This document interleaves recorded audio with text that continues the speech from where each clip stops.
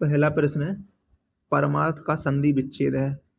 तो परम धन अर्थ ऑप्शन नंबर ए। परमार्थ का संधि विच्छेद है परम धन अर्थ। यह दीर्घ संधि का उदाहरण है। वीरांगना तो वीर धन अंगना, सत्याग्रह सत्य धन आग्रह, अतीव तो अति धन एव।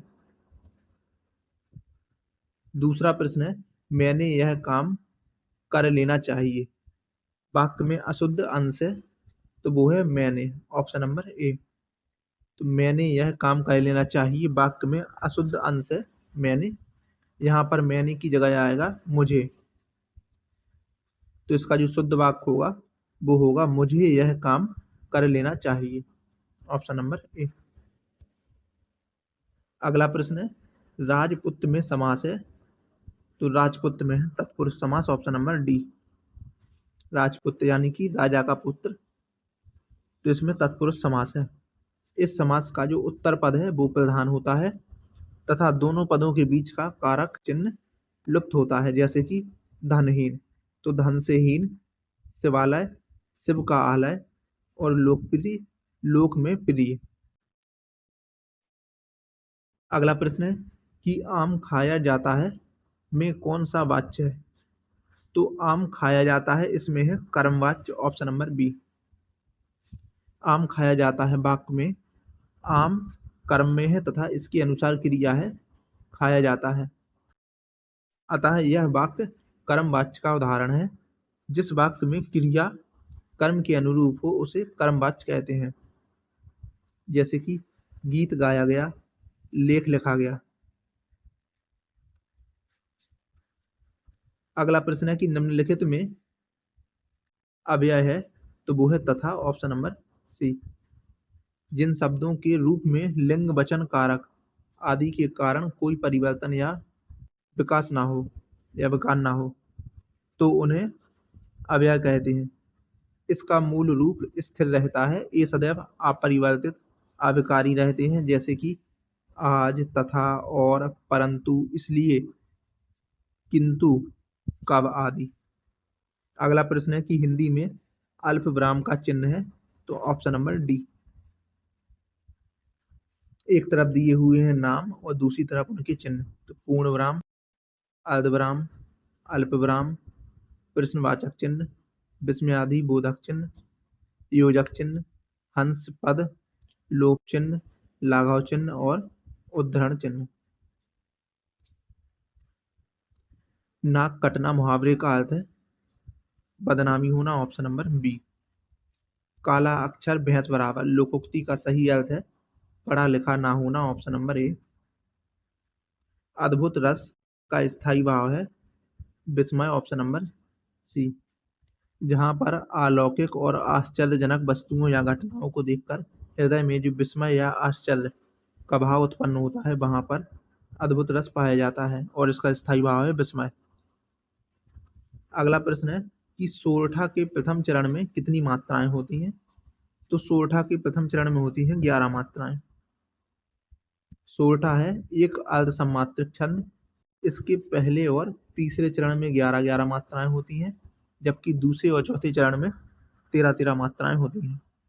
यह दोहे का उल्टा होता है।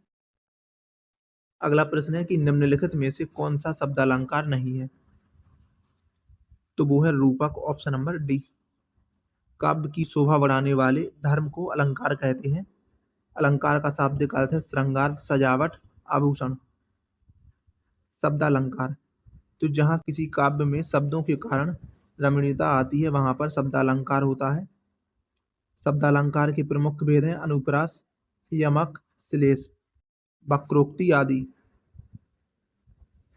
अब है अर्थालंकार तो जहाँ किसी काव्य में अर्थों के कारण रमणीयता आती है वहां पर होता है अर्थालंकार। अर्थालंकार के भेद हैं उपमा, रूपक, उत्प्रेक्षा, व्यतिरेक, अतिशयोक्ति, दृष्टांत, उल्लेख और भ्रांतिमान। अगला प्रश्न है कि निम्न में से दंत ध्वनि है। तो वो है ला, ऑप्शन नंबर सी। कंठ ध्वनि में छोटा आ, बड़ा आ, आहा, का वर्ग और हा ये आएंगे कंठ में। तालु में आएगा छोटी ई, बड़ी ई, चा वर्ग, या और सा। दंत में आएगा ला, ता वर्ग और सा। ओष्ठ में आएगा छोटा ऊ, बड़ा ऊ और पा वर्ग। मूर्धा में आएगा री, टा वर्ग और सा। नासिका या नासिक में आएगा रा, डा, या, ड़ा, ना और मा। ये सभी आएंगे नासिक में। अगला प्रश्न है कि निम्न में से कौन सा वर्ण अघोष है? तो वो है चा, ऑप्शन नंबर ए। जिन ध्वनियों के उच्चारण में स्वर तंत्रियों में कंपन उत्पन्न नहीं होता है उन्हें अघोष कहते हैं। हर वर्ग का पहला और दूसरा व्यंजन। जिन ध्वनियों के उच्चारण में स्वर तंत्रियों में कंपन उत्पन्न होता है उन्हें सघोष कहते हैं। हर वर्ग का तीसरा, चौथा और पांचवा व्यंजन।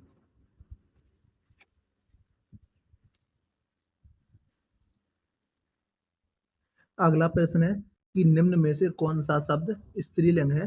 तो वो है सुंदरता, ऑप्शन नंबर बी।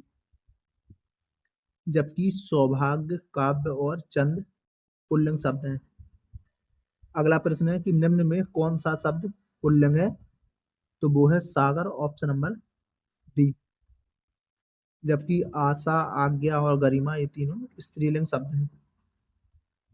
अगला प्रश्न है कि किस शब्द का प्रयोग सदा बहुवचन में होता है? तो वो है दर्शन, ऑप्शन नंबर बी। कुछ शब्दों का प्रयोग सदा बहुवचन में ही होता है, जैसे कि हस्ताक्षर, आंसू, दर्शन, प्राण, लोग।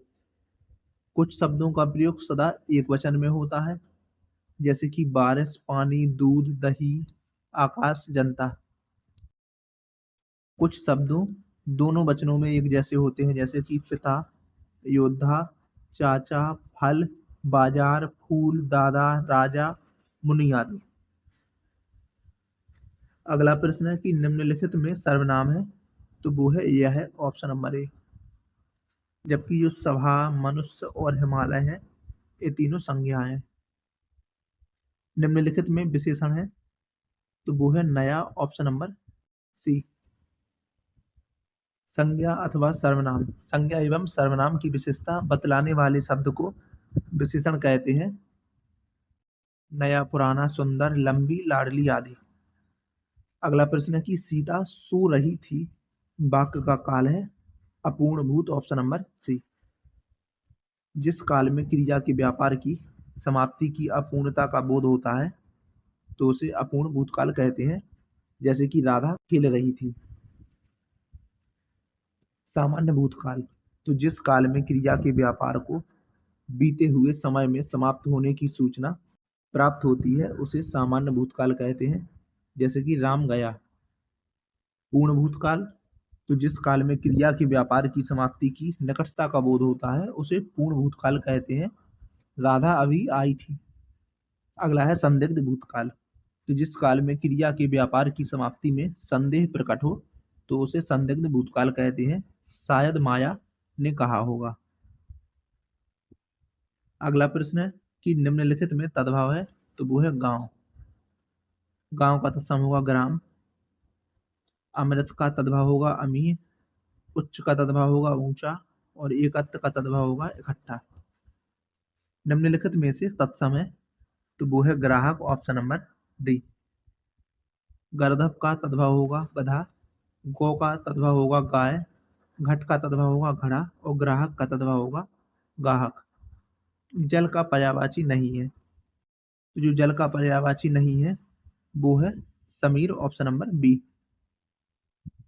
समीर जल का पर्यायवाची शब्द नहीं है, यह वायु का पर्यायवाची है। वायु के अन्य पर्यायवाची हैं हवा, पवन, अनिल, बात, मारुत आदि। जबकि नीर, सलित, अंबु जल के पर्यायवाची है। जटिल का विलोम क्या होगा? तो जटिल का विलोम होगा सरल, ऑप्शन नंबर सी। जटिल का विलोम होगा सरल। रूढ़ का विलोम होगा यौगिक। सरल का विलोम होगा कठिन। और मुश्किल का विलोम होगा आसान। अगला प्रश्न है कि वर्ण का अर्थ नहीं होता है सुंदर, ऑप्शन नंबर डी। बाकी अक्षर, रंग और जाति ये तीनों होते हैं। जिसे करना बहुत कठिन हो उसके लिए एक शब्द होगा दुष्कर, ऑप्शन नंबर ए। जिसे करना बहुत कठिन हो तो वो होगा दुष्कर। जिस पर विजय पाना कठिन हो वो होगा दुर्जेय, और अनुचित बात के लिए आग्रह तो वो होगा दुराग्रह। अली अली का सही अर्थ देने वाला शब्द क्या है? तो अली का होगा भौरा और अली का होगा सखी। Option number B.